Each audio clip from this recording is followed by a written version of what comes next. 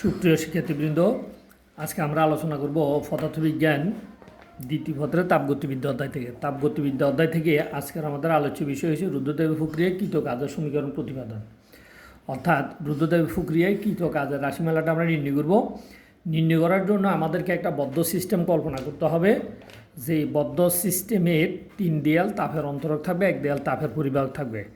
ওই বদ্ধ সিস্টেমে যদি আমরা ডিকিউ পরিমাণে তাপ দিই, ওই তাপের কিছু অংশ সিস্টেমের অন্তঃস্থ শক্তি বৃদ্ধি করবে ডিইউ, এবং সিস্টেম তার পরিবেশের উপরে ডিডব্লিউ কার্য সম্পাদন করবে।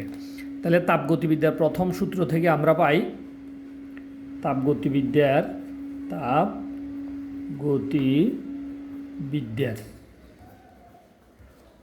প্রথম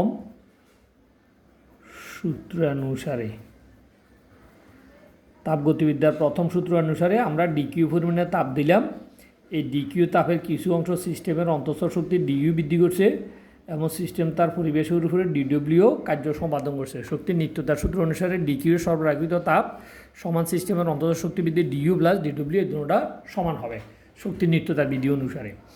এখন যখন আমরা বলবো সিস্টেমটা রুদ্রদেবী প্রক্রিয়ায় আছে, তাহলে আমাদেরকে বুঝতে হবে রুদ্রদেবী প্রক্রিয়াটা কি। রুদ্রদেবী প্রক্রিয়া হচ্ছে এটা এমন একটা সিস্টেম যে প্রক্রিয়ায় সিস্টেমের ভিতরে তাপ, শক্তি এবং ভর দুইটার কোনোটাই বিনিময় হবে না। যদি সিস্টেমের ভিতরে কোনো তাপ না যায়, তার মানে রুদ্রদেবীয় প্রক্রিয়া। যখন আমরা ডিকিউ সমান 0 বলবো, তখনই আমরা বলবো এটি রুদ্রদেবী প্রক্রিয়া। কারণটা কি? কারণ হচ্ছে ডিকিউ শূন্য হয়ে যাওয়া মানে হচ্ছে সিস্টেমের ভিতরে এখন আর কোনো তাপ যাচ্ছে না। তো সিস্টেমে যদি কোনো তাপ না যায়, তাহলে সিস্টেমে তাপ না গেলে রুদ্রদেবী প্রক্রিয়া, তখন এটা রুদ্রদেবী প্রক্রিয়া কৃতকাজ সমান হচ্ছে ডিইউ প্লাস ডিডব্লিউ। তাহলে ডিকিউ এর মান কত? 0। এখন এখান থেকে আমরা লিখতে পারি ডিডব্লিউ সমান মাইনাস ডিইউ। তাহলে দেখো, এখান থেকে আমরা মূলত একটা কাজ পাচ্ছি কার সমান? অন্তঃস্থ শক্তির পরিবর্তনের ঋণাত্মক মানের সমান কাজের মান।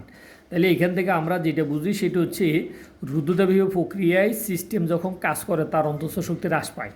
এবং প্রশ্ন হচ্ছে অন্তঃস্থ শক্তি হ্রাস কেন পায়? অন্তঃস্থ শক্তি হ্রাস পাওয়ার কারণ হচ্ছে সিস্টেম তার নিজের শক্তিকে ব্যয় করে কী করে? কার্য সম্পাদন করে। তো নিজের শক্তিকে ব্যয় করে যখন কার্য সম্পাদন করে, তার অন্তঃস্থ শক্তি কমে যাবে, এটাই হচ্ছে নিয়ম। এখন সিস্টেমের চাপ যদি আদিতে আমরা বলি P1, আয়তন যদি B1, তাপমাত্রা যদি T1 হয়, চাপ পরিবর্তন করে P1 থেকে P2, এবং আয়তন পরিবর্তন করে B1 থেকে B2, এবং তাপমাত্রা পরিবর্তন করে T1 থেকে যদি T2-তে রূপান্তর করে, তাহলে আমরা জানি সমচাপে যে কোনো সিস্টেমের কৃত কাজ ডিডব্লিউর মানটা আমরা ওখান থেকে বের করে এনে বসাবো। সমচাপে সিস্টেমের কি কৃত কাজ ডিডব্লিউ। তো ডিডব্লিউ সমান আমরা জানি ফি ডিবি। ডিডব্লিউ সমান কত? ডিবি। তাহলে ফি ডিবি মানে ক্ষুদ্র আয়তন পরিবর্তনের জন্য কাজের পরিমাণে ক্ষুদ্র। তো আমরা বলছিলাম রুদ্রদেবী প্রক্রিয়ার মধ্যে চাপ P1 থেকে পরিবর্তন হয়ে চাপ হবে P2, আয়তন B1 থেকে পরিবর্তিত হয়ে আয়তন হবে B2, তাপমাত্রা T1 থেকে পরিবর্তিত হয়ে তাপমাত্রা হবে কত? T2। যেহেতু রুদ্রদেবী প্রক্রিয়ায় কোনোটাই কি থাকে না, স্থির থাকে না, সবগুলোই পরিবর্তন হয়, তাহলে P1 এর সাথেও সম্পর্ক আছে, B1 এর সাথেও সম্পর্ক আছে, T1 T2 এর সাথেও গিয়েছে সম্পর্ক আছে। এখন আমরা আদিতে আয়তন B1 থেকে আয়তন B2 পরিবর্তনের জন্য আমরা যদি কাজের হিসাব করি, তাহলে এই সমীকরণটাকে আমাদেরকে কী করতে হবে? সমাকলন করতে হবে চাপ P1 থেকে আয়তন B1 থেকে B2 সীমের ভিতরে। তাহলে এই সমীকরণকে আয়তন B1 থেকে B2, এই B1 থেকে B2 এই সীমার মধ্যে সমাকলন করে পায়। এটা সমচাপ প্রক্রিয়ার কৃত কাজের কথা। এখন আমরা মূলত নিয়ে যাব সমচাপ প্রক্রিয়াটাকে রুদ্রদেবীয় প্রক্রিয়ায় নিয়ে যাব। তো আমরা জানি রুদ্রদেবীয় প্রক্রিয়ায়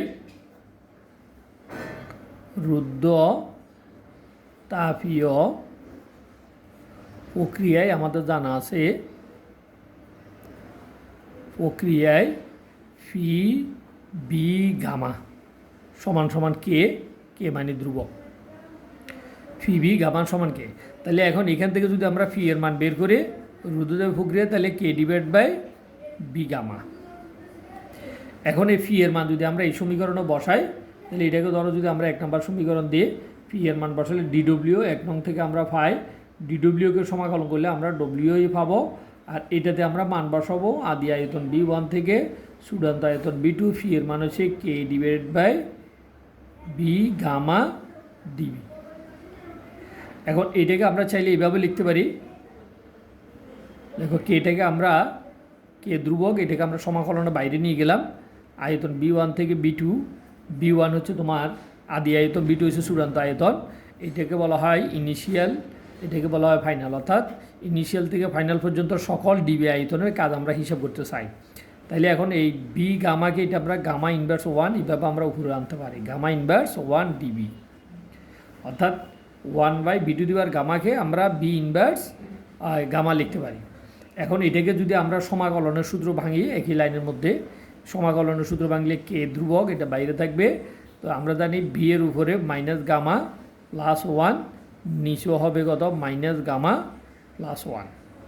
তাহলে সমাকলনের সীমা থার্ড ব্র্যাকেট দিয়ে আমাদেরকে বসাইতে হবে, মনে রাখতে হবে এখানে কখনো ফার্স্ট ব্র্যাকেট হবে না, থার্ড ব্র্যাকেট হবে। এখন B1 থেকে B2, তার মানে B1 হচ্ছে লোয়ার লিমিট, B2 হচ্ছে আপার লিমিট। তাহলে এখন এখানে দেখো আমরা একটু ক্যালকুলেশন করতে পারি। ডব্লিউ সমান আমরা আবার এই পাশে নিয়ে আসতেছি। দেখো এটাকে আমরা এই K⁴ মাইনাস গামা প্লাস 1 রে 1 মাইনাস গামা আমরা লিখতে পারি। 1 গামা লিখে ওটাকেও আমরা এই ভি এর উপরে 1 মাইনাস গামা লিখলাম। আপার লিমিট হচ্ছে B2, লোয়ার লিমিট হচ্ছে B1। এখন আমরা লিমিটের মানটা বসাই দিব। তাহলে K/1 মাইনাস গামা, আমাদেরকে মনে রাখতে হবে আপার লিমিট আগে বলবো, লোয়ার লিমিট পরে বলবো। আপার লিমিট B2 হচ্ছে 1 minus gamma minus lower limit হচ্ছে B1 এর উপরে 1 মাইনাস গামা। অর্থাৎ লিমিট বসানোর পর আমরা ফার্স্ট ব্র্যাকেট থার্ড ব্র্যাকেট যে কোনো ব্র্যাকেটে চাইলে দিতে পারি। এখন আমাদেরকে মনে রাখতে হবে এইটা হচ্ছে রুদ্রদেবী প্রক্রিয়ায় কৃত কাজের একটা হিসাব। তবে এখানে কে হচ্ছে আমাদের একটা অজ্ঞাত ধ্রুবক, কে এর মানটা আমরা নির্দিষ্টভাবে জানি না। তাই আমরা রুদ্রদেবী প্রক্রিয়ায় দেখো ফি বি গামা সমান কে একটা ধ্রুবক। তাহলে এই কে আমরা এখানে গুণ করে দিতে পারি। তাহলে ডব্লিউ সমান তাহলে আমরা কে যদি গুণ করে দিই তাহলে এখানে আমাদের থাকবে 1/1 মাইনাস গামা। তাহলে এখানে কে গুণ করলে এখানে হবে কে B2 1 মাইনাস গামা মাইনাস কে B1 1 মাইনাস গামা।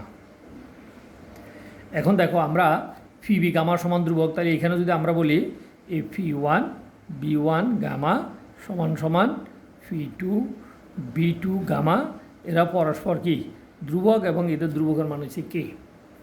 এখন এই মানটা যদি আমরা এখানে বসাই, দেখো এই মানটা যদি আমরা এখানে বসাই, এই কে এর মান এই জায়গাতে হবে, যেহেতু B2 আছে তাহলে ফি2 B2, আর কে এর মান এখানে যেহেতু B1 আছে হবে ফি1 B1। তাহলে আমরা এখানে মান বসালে আমরা পাবো ডব্লিউ সমান কত 1 মাইনাস 1 গামা। এখানে মান বসাও, কে এর মান হচ্ছে ফি2 B2 গামা। তাহলে কে এর মান হচ্ছে ফি2 B2 gamma into B2 1 minus gamma minus এখানে কে এর মান হবে ফি1 B1 গামা ইন্টু এখানে হবে B1 1 মাইনাস গামা। দেখো এবার ডব্লিউ সমান কৃত কাজ 1/1 মাইনাস গামা। এখন এখানে আমরা যে কাজটা করতে পারি, দেখো এই B2 দুটোটা বেশ সমান, তাহলে বেশ সমান হলে পাওয়ার যোগ, তাহলে পাওয়ার যোগ করলে আমরা কত পাবো ফি2 B2 উপরে gamma plus 1 minus gamma minus ফি1 B1 gamma plus 1 minus gamma. তাইলে গুণের সময় পাওয়ার যোগ, পাওয়ারগুলো আমরা যোগ করছি। এখন দেখো এখানে মাইনাস গামা প্লাস গামা কাটা যাবে, এখানেও মাইনাস গামা প্লাস গামা কাটা যাবে, থাকতেছে আর কত ডব্লিউ সমান কৃত কাজ, ডব্লিউ সমান 1/1 মাইনাস গামা। এখানে থাকতেছে তোমার ফি2 B2, তাহলে B2 উপরে কত আছে 1, তাহলে 1 আর দেওয়ার দরকার নাই। এখানে থাকতেছে ফি1 B1 উপরে 1 আছে, 1 দেওয়ার দরকার নাই। তাইলে আমরা এইখানে দেখো একটা কাজ পাইছি, এই কাজটা হচ্ছে রুদ্রদেবী প্রক্রিয়ার। এই কাজটা কোন প্রক্রিয়ার? এই কাজটা রুদ্রদেবী প্রক্রিয়ার চাপ আয়তনের মধ্যে সম্পর্ক দিয়ে দেয়। এখন আমাদেরকে একদম মুখস্থ মনে রাখতে হবে, যখন চাপ এবং আয়তন দেওয়া থাকবে তখন রুদ্রদেবী প্রক্রিয়াতে কাজের সূত্র হয়েছে এটা। রুদ্রতাপীয়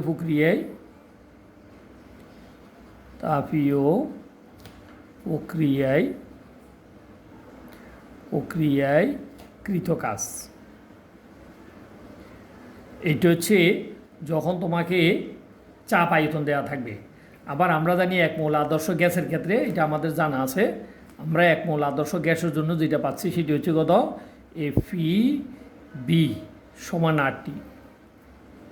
এখন আমরা যদি বলি ফি1, এখানে যদি বলি বি1, তাহলে এখানে হবে RT1, আর এখানে যদি আমরা বলি ফি2 বি2, তাহলে এখানে হবে কত RT2। তাহলে এখন ফি2 বি2 সমান RT2, এটা আমরা এখানে লিখতে পারি। এখানে যদি আমরা লিখে তাহলে রুদ্রদ্রব্য প্রক্রিয়ায় আমরা কৃত কাজ পাবো। তাহলে রুদ্রদ্রব্য প্রক্রিয়ায় কৃত কাজ কী পাওয়া যাচ্ছে দেখো। কৃত কাজ ডব্লিউ সমান হচ্ছে 1/1 মাইনাস গামা। তাহলে এখানে থাকতেছে দেখো, এটা হচ্ছে ফি2 বি2, এই ফি2 বি2 সমান RT2, তাহলে এখানে লিখতে পারি আমরা RT2, আর এখানে আমরা লিখতে পারি মাইনাস RT1। তাহলে এইটাও মূলত যদি তাপমাত্রা দেওয়া থাকে তাহলে রুদ্রদ্রব্য প্রক্রিয়া এটিও আমাদের একটা কি সম্পর্ক। এই সম্পর্কটাকে আমরা চাইলে আর কমা নিয়েও লিখতে পারি। তাহলে আর কমা নিলে আর বাইরে আসবে, তাহলে থাকতেছে নিচে 1 minus gamma T2 minus T1। তাহলে এখানে যেহেতু আমাদের গামার মান একের থেকে বড়, এখানে আবার তাপমাত্রা T2 এর মান কি ছোট। তাহলে তাপমাত্রা T2 এর মান যদি ছোট হয় তাহলে T2 মাইনাস 1, আর যদি আমরা T1কে ছোটো ধরে তাহলে T1 মাইনাস T2 হবে। এখন এটাকে আমরা গামা মাইনাস 1ও লিখতে পারি। এইখানে যদি আমরা গামা মাইনাস 1 লিখি তাহলে আমাদেরকে মাথায় রাখতে হবে এখানে লিখতে হবে T1 মাইনাস T2। তো এখন এখানে আমরা বলতে পারি যে T2 হচ্ছে যদি তাপগ্রাহকের তাপমাত্রা হয়, T1 হচ্ছে তাপ উৎসের তাপমাত্রা। তাহলে কোনো ইঞ্জিনের তাপ উৎসের তাপমাত্রা তাপগ্রাহকের তাপমাত্রা দেওয়া থাকলে আমরা এই সমীকরণ থেকে রুদ্রদ্রব্য প্রক্রিয়ায় কৃত কাজ হিসাব করতে পারি। আবার যদি তোমার চাপ আয়তন দেওয়া থাকে রুদ্রদ্রব্য প্রক্রিয়ায়, তাহলে এই সমীকরণ থেকে আমরা কৃত কাজের হিসাব করতে পারি। ধন্যবাদ সবাইকে, খোদা হাফেজ।